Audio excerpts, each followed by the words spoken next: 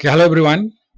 In this video, we will discuss about construction of synchronous machine.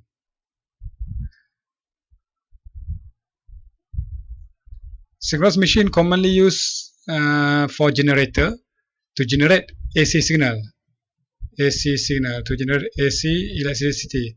So they will be used at thermodynamic, we call hydroelectric, gas turbine, hydroelectric, or diesel, or special application, for example, nuclear. So this show the stator of the synchronous machine. This one is a rotor. There are two types of rotor. First type is rotor is called Salient pole. Sorry, this one is cylindrical. Cylindrical rotor.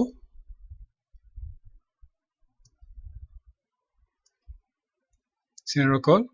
So this one is Salient pole.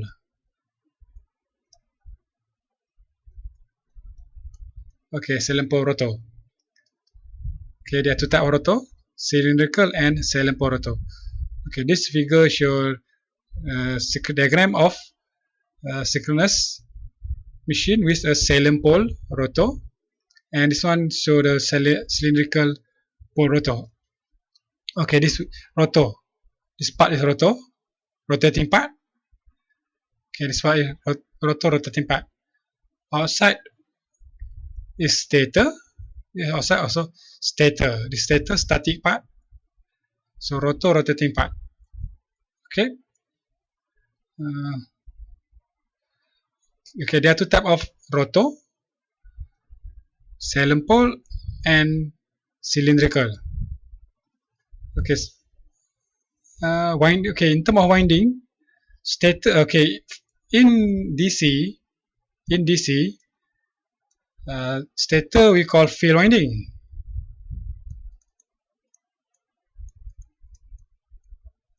However, for AC, stator we call armature winding.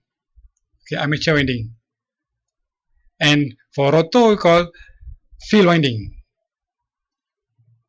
Okay, armature winding for stator, and rotor we call field winding. Designed for AC machine. For DC machine, stator is field winding, rotor is armature winding. Okay. Okay, look at this figure. This figure show Salient pole. We have Salient pole rotor inside the one. We call this one is this rotor, and winding with field winding, excitation with DC. Okay, DC voltage. So DC voltage. Okay, this Salient pole is excited by DC voltage. So that means the pole always south pole and always north pole. This pole.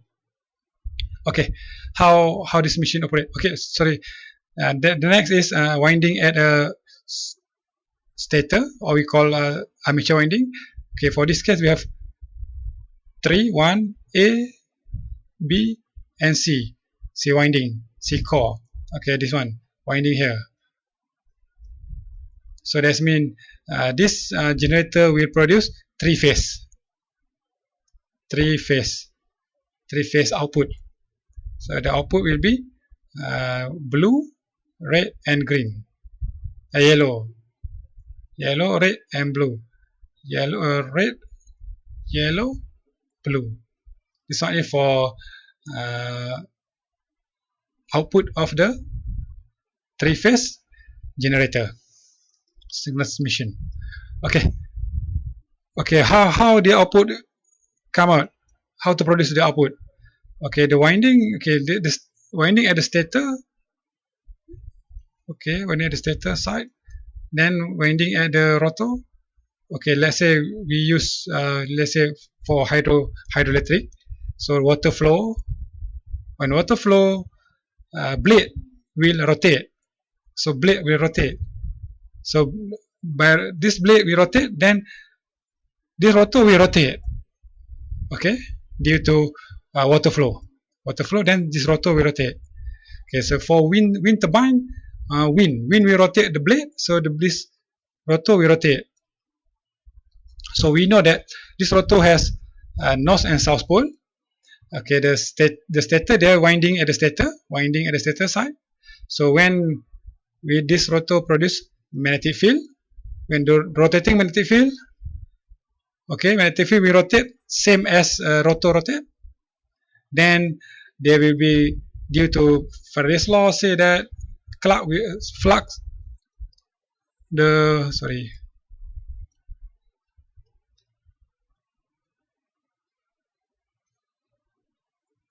okay, let me delete first.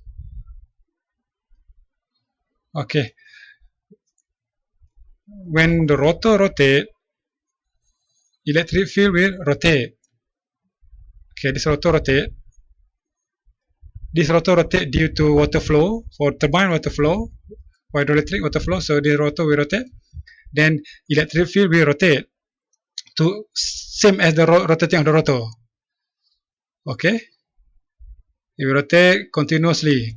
Then we have conductor here, and conductor. This conductor will cut the magnetic field, rotating magnetic field. Then they will produce induced current at this magnetic field, at this winding. Okay, induced current, and also they will produce induced voltage. This one is followed by Faraday's law. So okay, this red and blue, red, blue, red, and yellow, we can see that they are the phase difference between these three wire, this three color is 120 degree. So this one is 130 degree, 130 degree, so 130 degree. So the one you call phase difference, phase angle, phase difference between these three output, three voltage, three AC. Okay, the one is the how from the mechanical, from the mechanical we produce electrical. Okay, this equation show ns is for speed of rotor, ns speed of rotor, fe is electrical frequency, p is number of pole. Okay, for this case we have two pole. So sorry, I want to delete. In, let's say in this case we have two pole. Okay,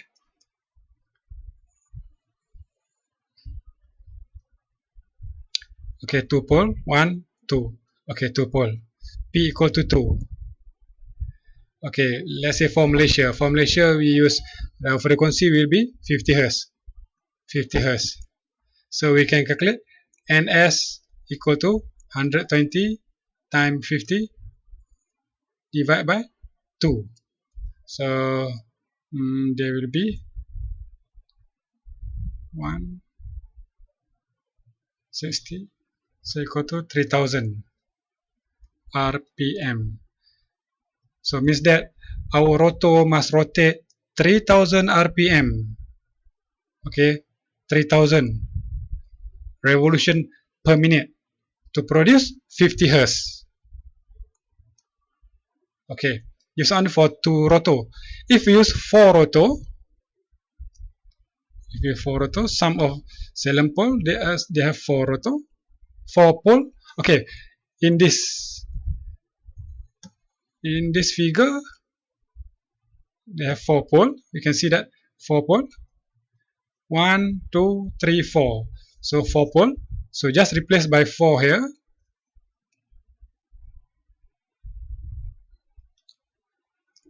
$120 ns equal to 120 times 50 hertz, because we want to produce 50 hertz, divided by 4.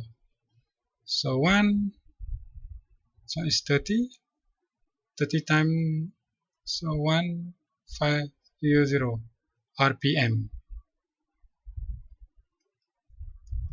So in this rotor, for 4-pole rotor in silent pole, we need 1500 RPM to produce 50 Hz frequency. Okay, that one is for silent pole rotor.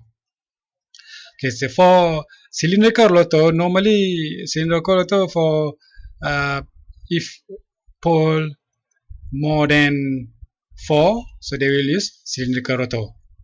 Okay, same concept, we just replace number of pole for rotor, for cylindrical rotor inside this equation, so we will get how much speed that we need to produce 50 Hz. Okay, some country they use 60 Hz, so we just replace 60 Hz here, so we can get the speed of rotor. Speed of rotor, how much the speed of rotor that we need to produce that kind of frequency. Okay, I think that's all. Thank you very much. Bye bye.